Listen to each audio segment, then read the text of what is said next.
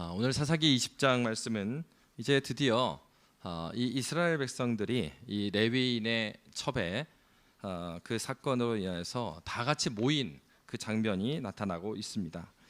앞에서 사사기의 주제는 이미 19장부터 20장, 19장 1절에 무엇이라고 나와 있었습니까? 그때에 이스라엘에 왕이 없었다. 그러니까 이스라엘의 왕이 없었던 시대가 어떤 시대인지를 오늘 본문은 우리에게 보여주고 있습니다.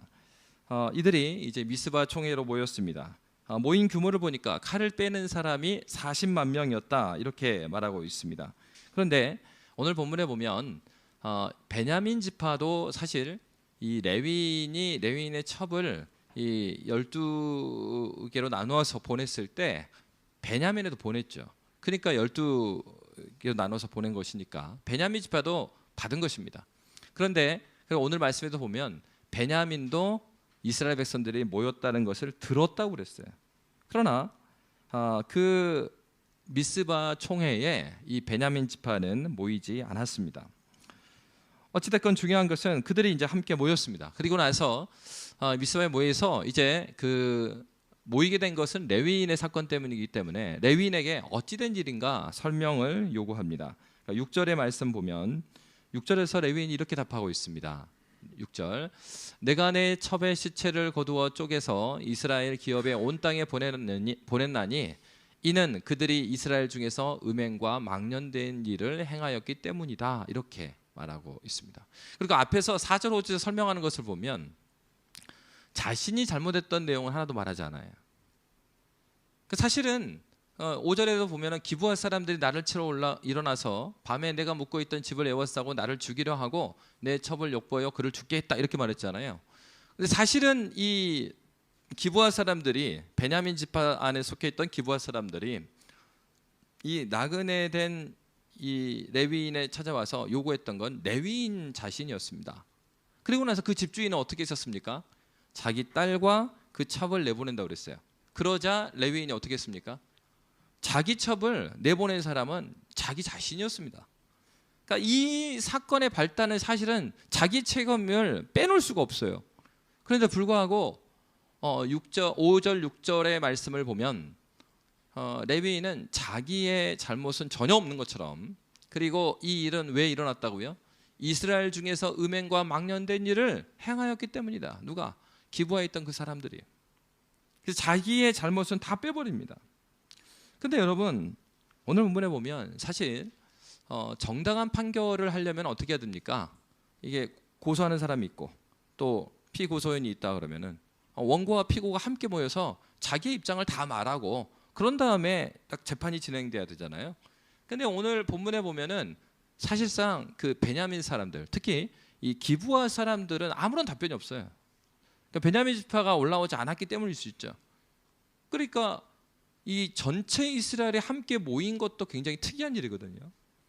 사사기에 있어서 이스라엘 백성들이 함께 모이는 이 일, 여러분 11절 말씀 한번 볼까요? 11절 말씀 한번 함께 읽겠습니다. 11절 함께 읽습니다. 시작. 이와 같이 이스라엘 모든 사람이 하나같이 합심하여 그 성읍을 치려고 모였더라. 여러분 사사기 말씀을 쭉 읽어보신 분들은 이게 굉장히 이상한 표현인 것을 알 수가 있어요. 왜 그렇습니까? 우리가 이미 앞에서 사사들 다 살펴봤죠. 근데 사사들이 나올 때마다 전쟁이 일어났을 때, 그것도 하나님을 경외하지 않는 우상 숭배하는 자들과 전쟁이 일어났어요. 그러면은 이스라엘 전체가 참여했던 전쟁이 있었습니까? 한 번도 없었어요. 사사기 시대는. 사사기 시대에 어떤 사사가 들고 일어나서 전쟁으로 모입시다 하면은 그 지파와 관련된 그 사사에 소속되어 있는 지파만 나오든가, 아니면 그 지파와 가까이 지내는 그 지파만 나와서 전쟁을 벌였던 사람들입니다. 사사기 시대는 이미 이스라엘이지만 정말 저쪽 지파에서 일어나는 일들은 그 남몰라라 하는 시대였어요. 그런데 오늘 본문에 보면은 이들이 지금 이방인들과 우상 숭배하는 자들과 그런 전쟁이 아니거든요. 이것은 내전입니다. 그것도 내전인데 동등하게 큰 지파들이 서로 싸우는 그게 아니에요. 그러니까 한 지파에 대해서 무엇인가 결정하는 일입니다. 그런데 이 일에는 모두가 함께 모였어요. 중요한 건 잘잘못을 잘 제대로 따지고 있는가? 아니죠.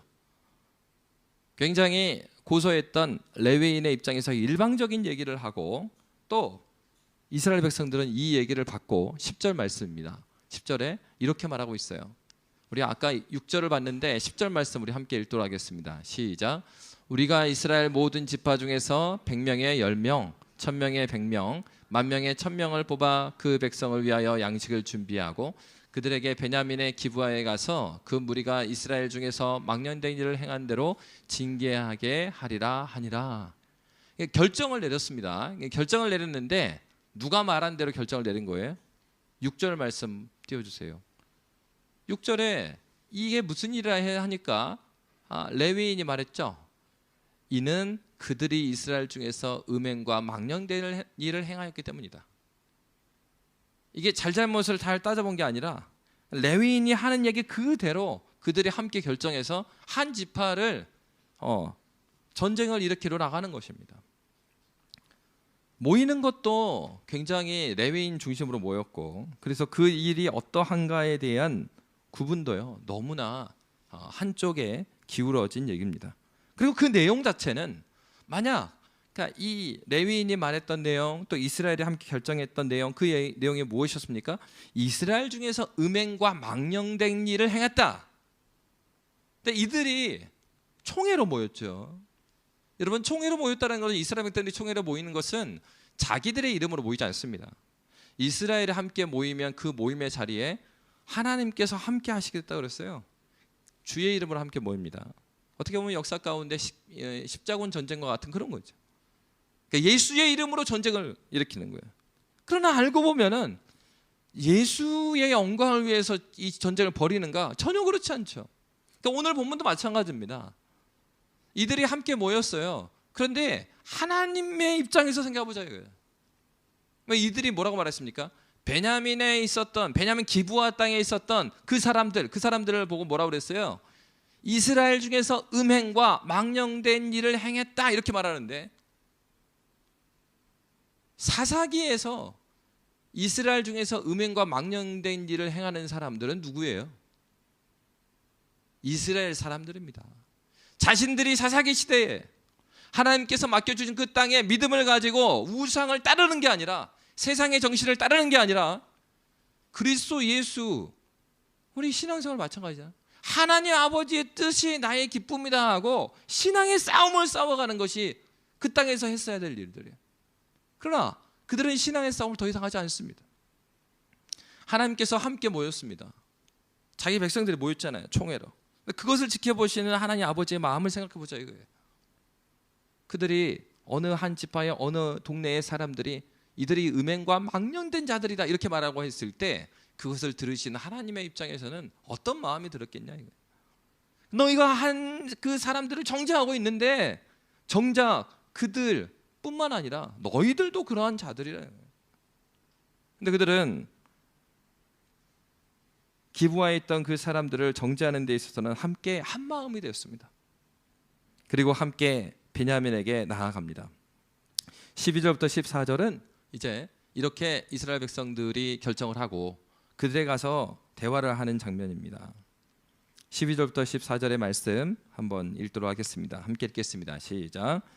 이스라엘 지파들이 베냐민 온 지파의 사람들을 보내어 두루 다니며 이르기를, 너희 중에서 생긴 이 악행이 어찌 됨이냐? 그런즉 이제 기브아 사람들 곧 그 불량배들을 우리에게 넘겨주어서 우리가 그들을 죽여 이스라엘 중에서 악을 제거하여 버리게 하라 하나, 베냐민 자손이 그들의 형제 이스라엘 자손의 말을 듣지 아니하고 도리어 성읍들로부터 기브아에 모이고 나가서 이스라엘 자손과 싸우고자 하니라.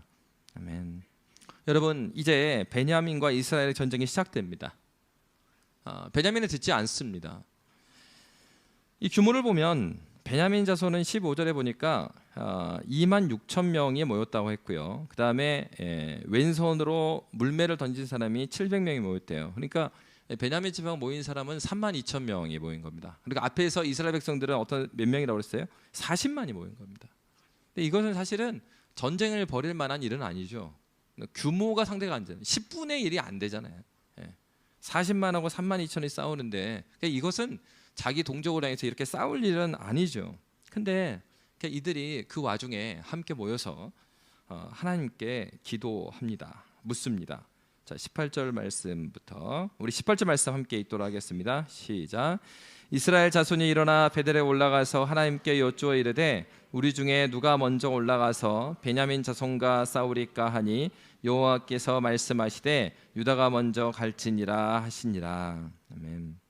여러분, 우리는 이 사사기 20장을 보면서 하나님께 물었고 하나님께서 답변을 했기 때문에 이 전쟁이 하나님의 뜻이라라고 생각할 수 있습니다. 근데 이제 우리 생각했던 건 뭐냐면, 이렇게 한 다음에 뒤에 말씀에 보면은 이렇게 유다가 먼저 올라갈지라고 전쟁을 일으켰죠. 전쟁을 일으켜서 1차 전쟁 때 누가 이겼습니까? 이스라엘 연합군이 이겼어요? 아니면 베냐민이 이겼어요? 베냐민이 이겼습니다. 그러면 중요한 것은 하나님의 뜻이에요. 근데 하나님께 물었어요. 그럼 하나님이 물은 것이 잘못된 것이냐? 물은 거는 잘못된 게 아니죠, 당연히. 그런데 오늘 읽었던 말씀을 보면 이들의 문제는 어디에 있었냐? 그들은 기브아 사람들의 죄악을 자신의 죄악이라고는 생각지 않았어요. 그래서 어떤 표현을 쓰고 있습니까? 기브아, 이 베냐민 지파한테 말할 때 기브아에 있는 그 불량배들을 우리에게 넘겨주라.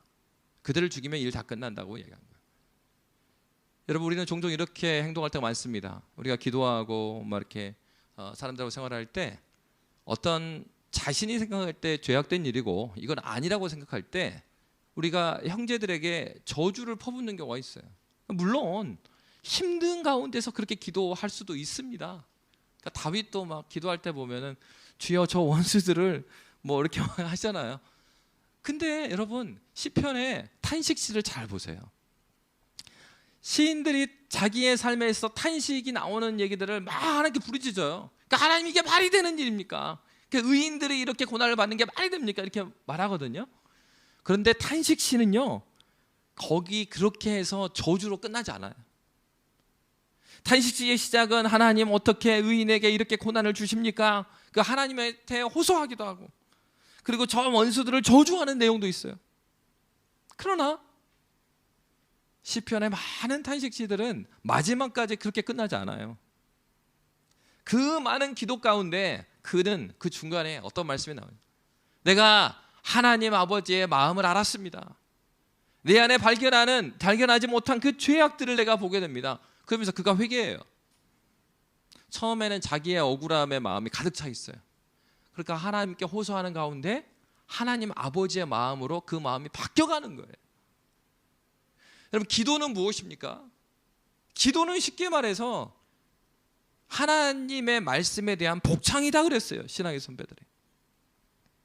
기도는 우리의 뜻을 하나님께 주장하는 측면이 있어요. 없는 게 아니에요. 그러나 기도의 시작과 끝이 나의 주장으로 끝나진 않아요. 우리의 마음과 우리의 어떠한 우리의 생각들을 하나님께 말씀드릴 수 있습니다. 그러나 그 기도 가운데 성령 하나님께서는 우리로 하여금 우리의 지성을 깨닫게 해주세요. 말씀을 기억나게 해주세요. 우리의 억울함으로 하나님께 막 토라고 기도하였어요. 그러나 하나님은 그 기도를 그렇게 끝나게 내버려 두지 않습니다. 그가 하나님의 백성이다 보면 하나님께서 기도하는 가운데 그 자신이, 나는 내가 원망하고 있는 그 대상을, 내가 그렇게 원망하는 마음을 가지고 있을 때도 나는 하나님께 누구냐를 보게 해주셔요. 이 다시 표현하면 우리를 기도는 어디로 이끌어 갑니까? 십자가로 끌어가는 거예요. 십자가 앞에 너는 누구냐를 물어보는 거예요. 너는 어떠한 사람이냐? 너는 그러한 사랑을 가지고 있는 사람이냐? 내가 너를 위해서 나의 독생하는 아들을 줬다. 너는 누구이냐? 저 사람 손가락질 한다 그러면 이런다 그러잖아요. 여기 하나는 하늘을 향하고 있고 하나는 저 사람을 향하고 있어요. 나머지 세 개는 나를 향하고 있는 거예요. 근데 기도 가운데 하나님 막 이러는데 하나님께서, 그래, 네 세 개 손가락 좀 봐. 너도 누구냐고, 너. 여러분, 이스라엘 백성들에게 이러한 일이 일어납니다. 한번 전쟁에 나갔습니다. 그들이 실패했습니다. 그들은 기브아 사람들은 불량배라고 표현했어요. 그들은 죽어야 된다고 말했습니다.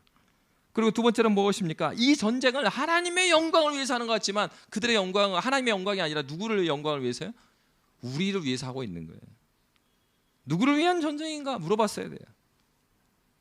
형제들과 전쟁하면서 하나님께 올라가도 될까요? 우리 편이 되달라고 기도하는 기도.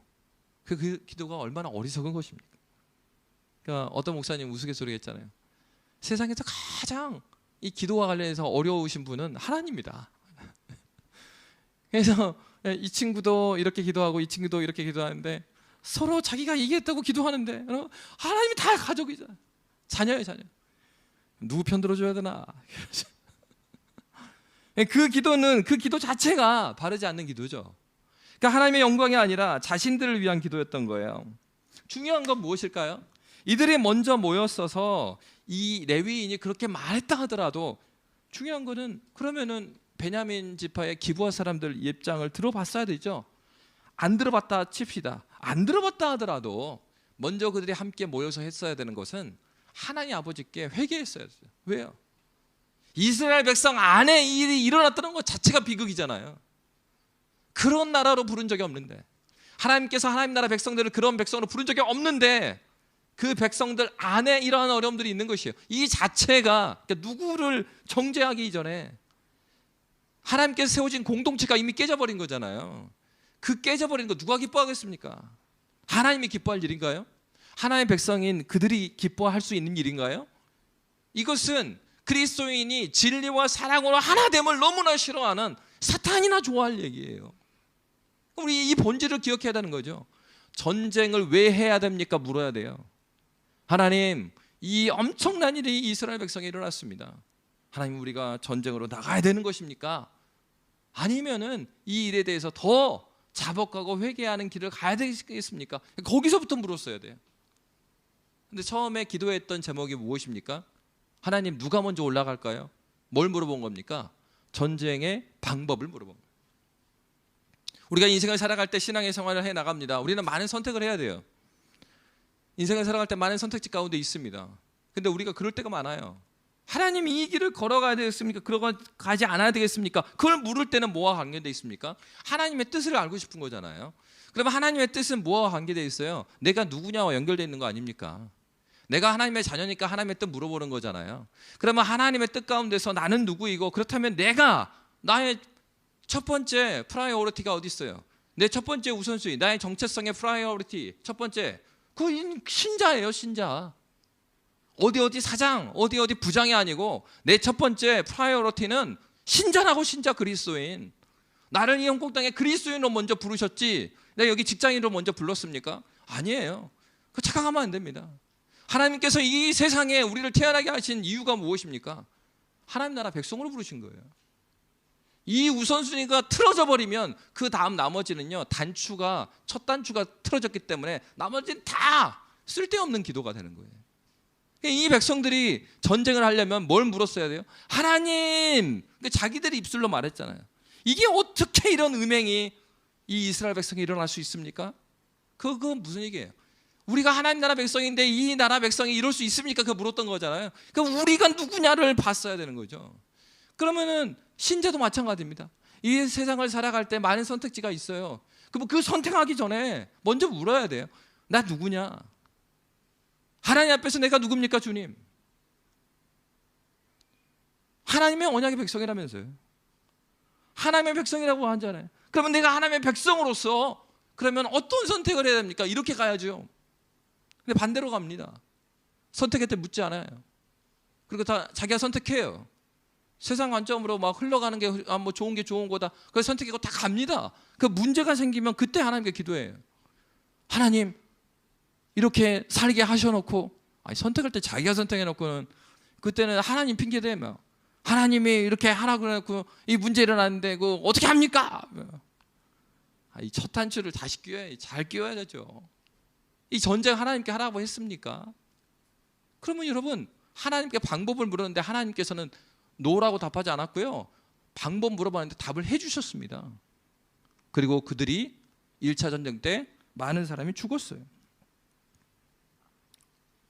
그리고 또 그들이 그렇게 하고 나니까 그들이 어떻게 기도하고 있습니까? 그들이 두 번째 그들의 기도가 바뀌게 됐습니다. 그럼 한번 볼까요? 두 번째에 그들의 기도를 보십시다. 우리 21절 말씀, 21절부터 우리 5절까지 함께 읽도록 하겠습니다. 시작. 베냐민 자손이 기브아에서 나와서 당일에 이스라엘 사람 2만 2천 명을 땅에 엎드렸으나 이스라엘 사람들이 스스로 용기를 내어 첫날 전열을 갖추었던 곳에서 다시 전열을 갖추니라. 이스라엘 자손이 올라가 여호와 앞에서 저물도록 울며 여호와께 여쭈어 이르되 내가 다시 나아가서 내 형제 베냐민 자손과 싸우리까 하니 여호와께서 말씀하시되 올라가서 치라 하시니라. 아멘. 두 번째 하나님께 기도할 때 좀 바뀌어 있어요. 뭐라고 했습니까? 그 전에는 그 불량배들 내놔라 그랬어요. 근데 베냐민 지파한테 뭐라고 말하고 있어요? 23절에 보니까 내 형제 베냐민과 싸워야 됩니까? 그러니까 이걸 원래 언제 했어야 됩니까? 아니 처음에 이거 물어봤어야죠. 이 형제인데 우리가 서로 죽여도 됩니까? 이게 그거를 처음 물어봤어야죠. 근데 이때라도 물어보는데 앞에서는 불량배, 저놈들 불량배예요 이렇게 말했던 이분들이 이제는 내 형제라고 말하고 있어요. 여러분, 신앙은요 그냥 책에서 생겨나지는 않습니다.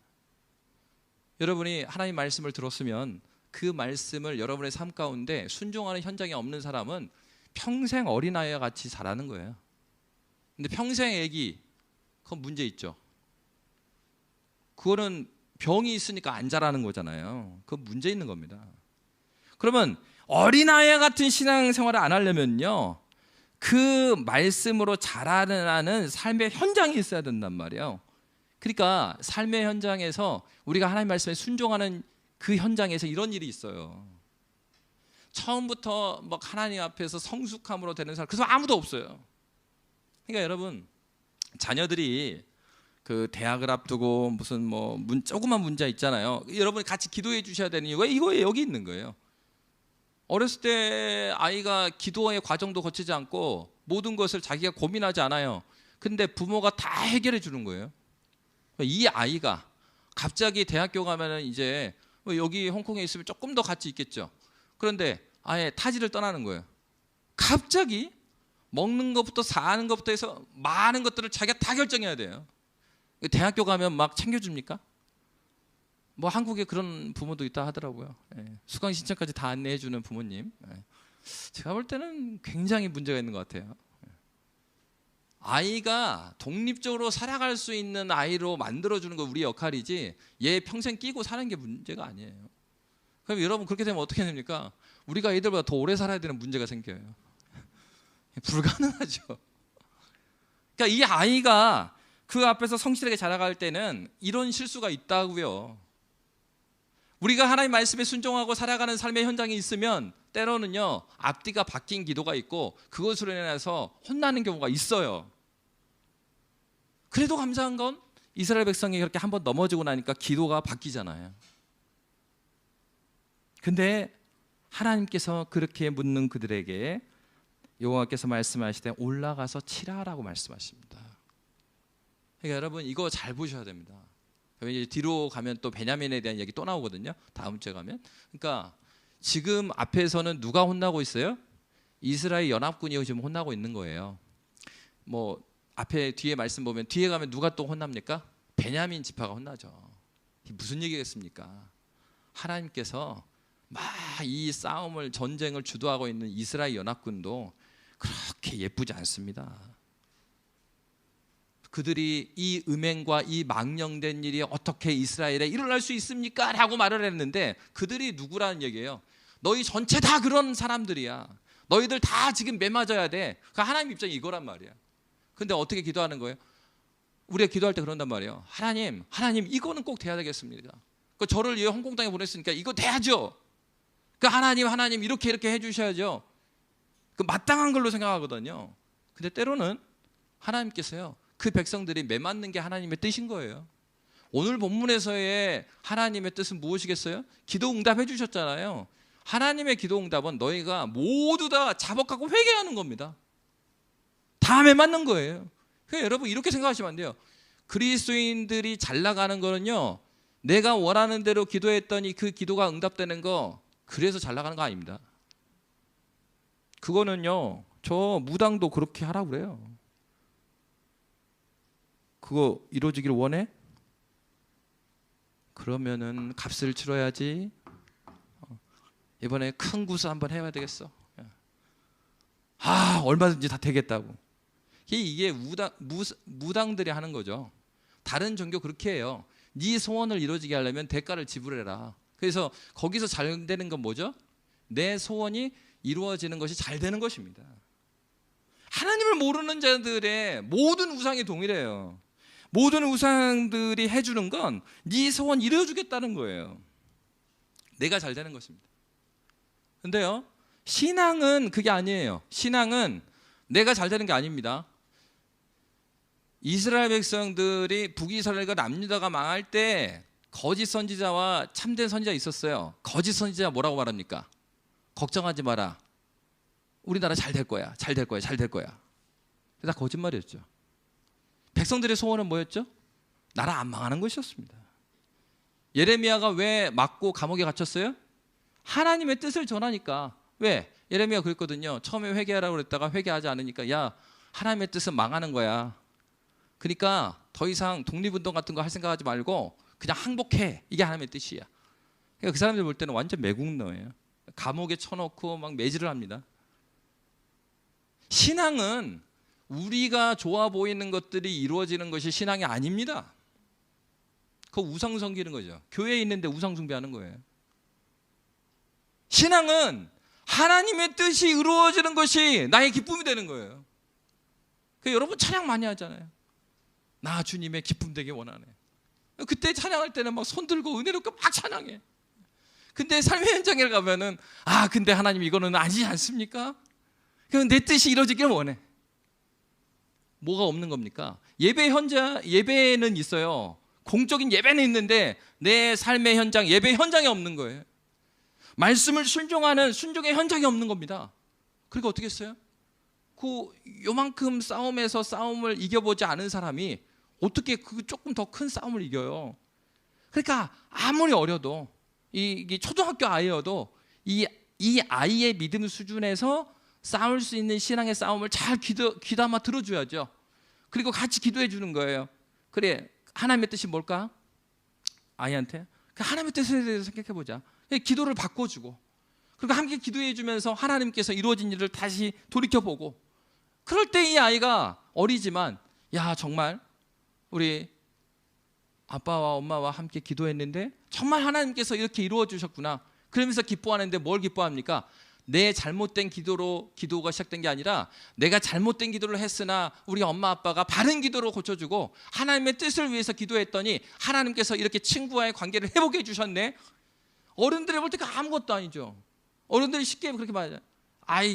엄마들이 이야기 하잖아요. 아내가 남편한테 여보 있잖아, 당신이 좀 이건 좀 신경을 써야 될 것 같아. 그러니까 왜 그래? 애가 학교에 문제가 있는 것 같아. 이제 아빠는 생각에 문제가 있어? 그럼 엄청 크게 생각을 했다가 이야기를 들어보면 그냥 친구 관계의 문제. 그러면 이제 아빠 쉽게 말하죠. 야, 그거 다 시간 지나면 괜찮으니까 뭐 됐어. 놔두면 돼. 놔두면 되는 게 아니라 이 아이의 하나하나 이야기를 들어보면서 같이 기도하면서 하나님이 학교에도 함께 계심을 같이 깨닫게 되는 거예요. 그럴 때 이 아이가 어려서의 문제는 어린이들 볼 때 조그맣지만 그 조그만 문제도 함께 계신 하나님을 내가 볼 때 그 다음에 조금 더 큰 문제에 대해서 하나님께 기도하게 되잖아요. 우리 인생의 문제도 그렇지 않습니까? 처음부터 막 커다란 문제를 하나님께 나아가고 그런 거 우리 잘 못해요. 지금 나에게 문제가 되고 있는 그 문제, 나에게 기도 제목이 되고 있는 그 기도 제목이 하나님을 위한 것인가 나를 위한 것인가, 이것은 내 기도의 성취를 위해서 내가 기도하고 있는가 아니면 하나님의 뜻의 성취를 위해서 내가 몸부림치고 있는가를 우리는 잘 견주어 봐야 됩니다. 사사기 시대는 어떤 시대입니까? 이러한 기도조차도 깨닫지 못했던 그런 시대였어요.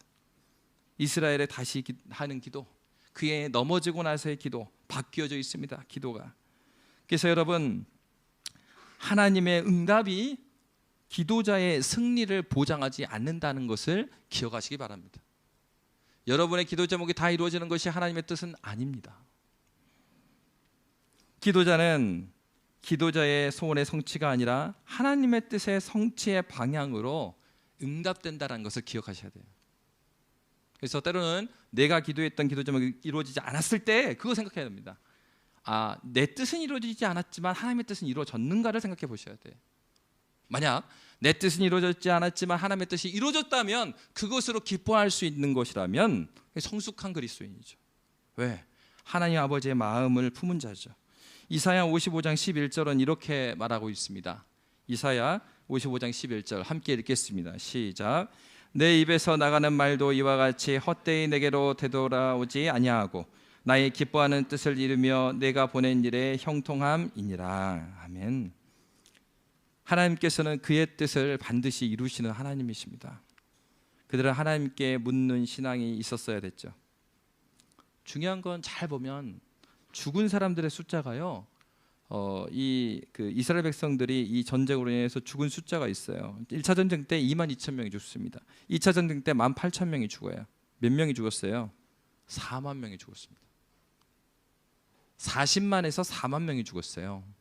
10분의 1이죠. 앞에서 그들은 10,000명에 1,000명, 1,000명에 100명, 100명에 10명을 뽑아서 뭐 하겠습니까?